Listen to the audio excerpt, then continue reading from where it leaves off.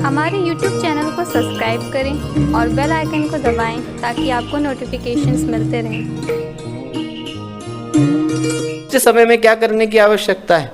सोचते समय में जो गुरुदेव ने 2 सूत्र दिए उनको करने की आवश्यकता है। एक का नाम है चिंतन, एक का नाम है मनन। चिंतन का मतलब ये नहीं है कि आदमी बैठ करके कल्पनाएं करे। आदमी बैठा हुआ है और हसीन सपने देखने में लगा हुआ है, वो चिंतन नहीं है।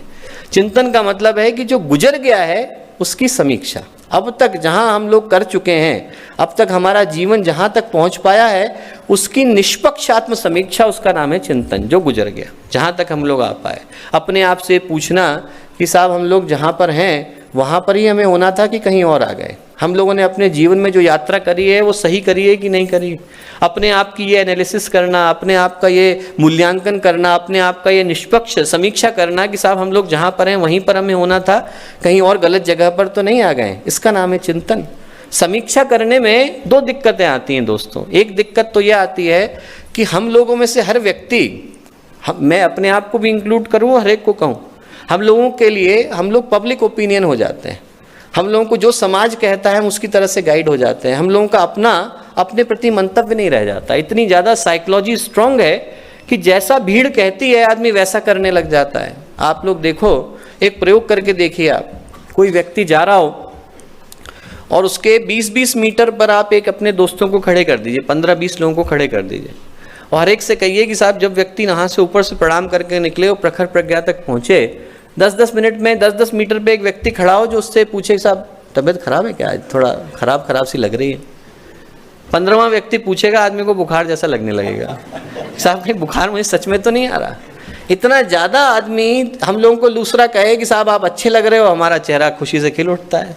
हमें कोई कहे कि साहब बड़ा बुरा लग रहा है आपको, और नहीं भी होगा, आदमी अच्छा खुश मूड में आ रहा होगा, और कोई कहे कि साहब आपके क्या दिक्कत है, आपको बुखार आ गया क्या, आप वजन गिर गया है कुछ, तो आदमी एकदम सोचने लगेगा कि सच में मेरे को बुखार आ गया है क्या। इतना ज़्यादा आदमी साइकोलॉजी से गाइडेड होता है। अभी थोड़े दिन पहले प्रयोग करके देखा उन लोगों ने कि आदमी कितना ज़्यादा प्रभाव पड़ता है। बड़ा सा हॉल लिया, बड़े से हॉल में बड़े बड़े कंपनी के CEO को बिठा दिया, बड़ी बड़ी कंपनी के, बड़ी सोनी के कंपनी, एप्पल के, ऐसे लोगों को बिठा दिया और उसमें 7 एक्टर बैठे हुए थे। एक जो है यहाँ पर झाड़ू लगा रहा था, एक पानी पिला रहा था, एक कुछ कर रहा था, सब अपने अपने काम कर रहे थे। और उन लोगों को ट्रेनिंग दी हुई थी कि घंटी बजे तो आपको खड़े हो जाना है, जहाँ पर आप बैठे हो खड़े, 1 मिनट में 3 बार बजेगी तो खड़े हो जाना है, 3 मिनट में 1 बार बजेगी तो आपको खड़े हो जाना है बस। और ये जो कंपनी के बड़ी बड़ी कंपनी के CEO हैं, इनको ला करके बिठाया।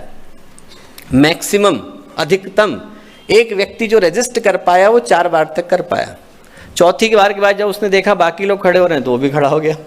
ये पूछा ही नहीं कि साहब खड़े होने की आवश्यकता क्यों है।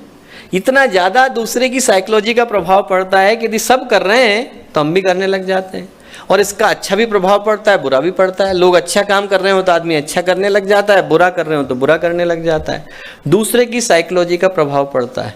तो दोस्तों, इसलिए समीक्षा कर पानी जरूरी है, क्योंकि हम लोग दूसरों के मंतव्य से गाइडेड होते हैं, हम लोगों का अपने प्रति मंतव्य नहीं होता। और दूसरा, हम लोगों के लिए निष्पक्ष समीक्षा करना मुश्किल होता है। आदमी को हम लोग बचपन से ट्रेन कर देते हैं कि वो निंदा तो कर ले, गलती तो कर ले, पर वो अपनी समीक्षा करे, इसके लिए कोई ट्रेन नहीं करता। आदमी से पूछो आप साहब क्या गलत है, तो आदमी हर एक की गलती बता देगा। भगवान जो है दुनिया सही नहीं चला रहे हैं, सरकार देश ढंग से नहीं चला रही है, डॉक्टर इलाज ढंग से नहीं कर रहे हैं, रोड ढंग से नहीं बन रही है, यहाँ पे सफाई ढंग से नहीं हो रही है, बच्चा जो है होमवर्क ढंग से नहीं कर रहा है, हम ठीक हैं साहब, बाकी सब गलत हैं।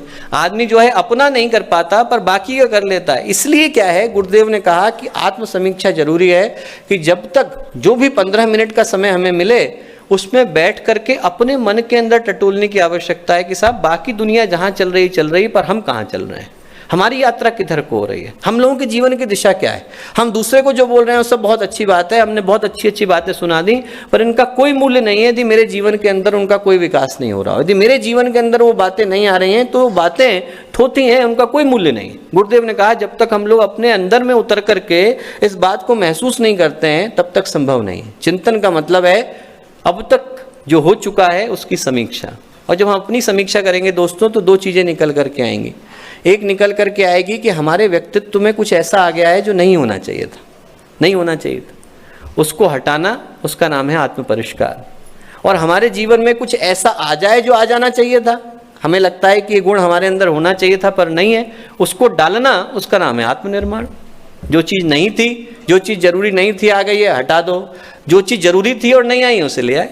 इन दोनों को डालना, इसका नाम है चिंतन। और मनन का मतलब है आने वाले समय की प्लानिंग करना। आने वाले समय की प्लानिंग करना, उसका नाम है मनन। तो दोस्तों, पहली बात समत्वम योग उच्यते में साथ बैठ करके अंदर उतर करके अपनी समीक्षा करना।